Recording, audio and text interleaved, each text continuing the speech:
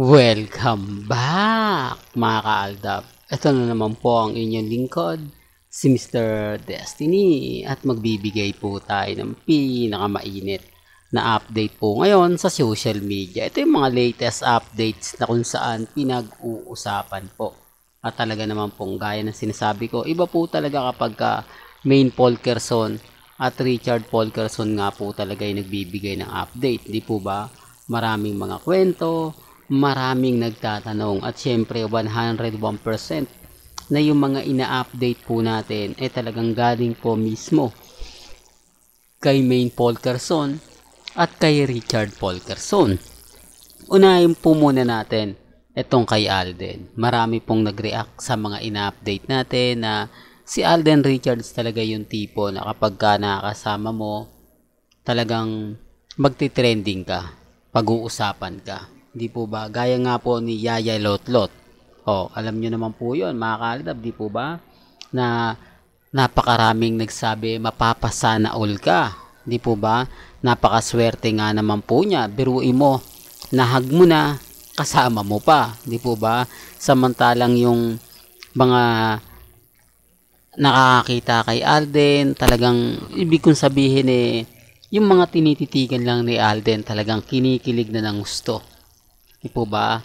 Kaya nga sabi ko sa inyo, ako pagdating sa pagbibigay ng update, 101% tayo maraming alam. Kaya dun sa mga nagsasabi ng ganyang anto, baguhan lang po sila. Hindi naman po talaga nila alam ang buong istorya pagdating kay Alden. Si Alden Richards talaga yung tipo na sobrang siloso. Hindi po ba? Totoo to mga kaaldab. Kaya kita nyo naman po yung kasuotan ni Mengay. Bibihira lang siya. Although nagpapasexy siya, pero madalas ang haba ng buhok ng suot niya. Tapos hindi siya ganun ka daring. Hindi po katulad ng mga kasuotan ni Catherine, di po ba? Na talagang kailangan lumabas yung desire, di po ba? Yung tipong naaakit kahit sinong mga lalaki, lalo na po kapag nagsasayaw siya. Sinasabi ko lang po ito para lang klaro, para lang po sa kaalaman ng lahat. Tapos si Mengay, ito po yung post. Real talk to, galing po mismo sa kanyang Instagram. Tapos sinasabi ng iba, nako hindi naman yan Mr. Destiny, fake news ka. Lahat ng sinasabi mo, di po ba? Ngayon trending sila Mengay at si Alden. Patunay lang po yan mga kaaldab na Aldab pa rin po malakas. Although maraming nagre-react, maraming mga komento, halos sari-sari pong mga sinasabi nila sa social media. Okay lang naman po yun. Kasi alam naman po natin ang buong kwento. Alam naman po natin ang buong istorya. Kahit naman po kasi ano yung gawin nila, kahit anong sabihin nila, hindi po tayo nagpapatinag. At never naman po ako nagpapa-apekto.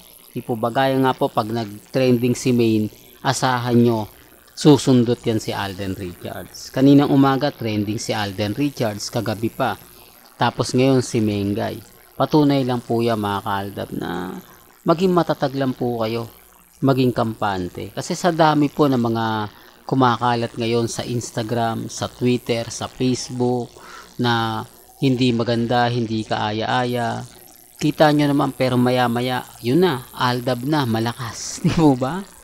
Pero bago natin ituloy etong magandang update natin, kung bago ka lang sa channel na to, at isa kang true-blooded Aldab Nation na nagmamahal kina Mengay at Isoy, tama po ang channel na pinuntahan mo, kaya consider na po kitang bagong subscriber. At huwag mong kalimutang i-share ang mga video po natin sa mga mami, sa mga titas, at sa mga senyor.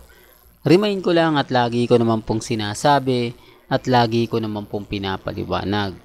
Napakarami pong mga update na mapapaisip po kayo. Maraming mga ganap, maraming mga pinag-uusapan na mapapansin nyo naman po talaga.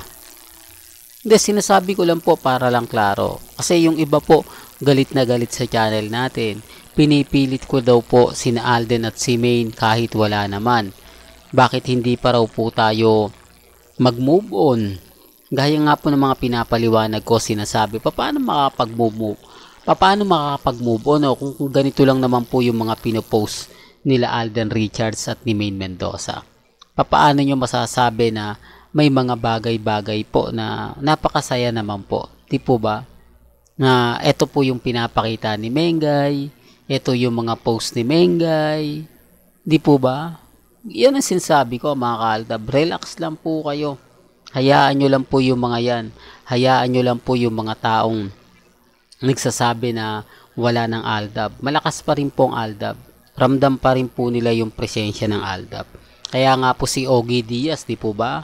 Aldab ang pinag-uusapan, tapos sasabihin nila wala. O marami daw pong nagpo-post sa Twitter na hindi gusto si Catherine, di po ba? Sa tingin nyo, kung wala na pong aldab, bakit babanggitin pa yan ni Ogie Diaz? Kung tapos na yung aldab, kung 10 na lang yung aldab, pero bakit parang tayo yung bida? Pero bakit tayo yung pinag-uusapan? Di dapat tahimik na lang po, di po ba? Di dapat hindi na tayo gaano nagre-react kasi konti na lang tayo eh. Kung ikukumpara po sa kanila, napakarami po daw nila. Real talk to, mga ka-aldab. Kaya sabi ko sa inyo, aldab pa rin ang pinakamatindi. Aldab pa rin ang masasabi natin na kinagigiliwan, sinusuportahan. Inis lang po talaga sila dahil nga po lahat ng mga ina-update natin pambasag po sa amin. Gusto po kasi nila magaganda yung mga feedback, pinag-uusapan yung issue kay Catherine, kay Kat din, di po ba? Marami pa rin kasi tumatangkilik kay Mr. Destiny. Kahit sinasabi nila na puro delulo, kulto yung nanonood sa channel ko, kahit pa paano tayo po yung pinag-uusapan. Kahit pa paano nakakatatak tayo sa Facebook, di po ba, umaabot ng 1 million views, di po ba, ganun po tayo kalakas, ganun po tayo ka-trending sa Facebook. Kaya nga po yung iba galit na galit sa akin, although yung iba hindi po masyado na nababasa pag napanood nyo sa YouTube, pero pagdating po natin sa Facebook, grabe mga kaaldab, napakaraming komento. Talagang ida-down ka nila kung ano-ano yung ipopost para lang masabi na fake news ako, para lang masabi na sila. Remind ko lang po sa inyo, wala pong post si Maine na ikaiinis ng aldab. Wala pong post si Maine na mapapaisip po kayo. Di po ba? Lalo na po yung huling photos ni Mengay at ni Alden Richards na madilim. Pero gaya na sinabi ko, hindi po ako namimilit ha. Alam nyo naman po na si Alden Richards po talaga yung totoong kasama ni Maine. Pero syempre, kumbaga aldab tayo eh. Sasabihin lang nila fake news. Well, hanggang dito na lang po ang ating latest updates. Kaya kung gusto nyo pa po ng pinaka-latest at sariwang update, abay tumutok lang po kayo dito po sa channel ni Mr. Destiny para updated po kayo sa mga latest at sa mga bagong video po na ilalabas po natin maya-maya lang. Hanggang sa muli, salamat po sa panonood at pakikinig.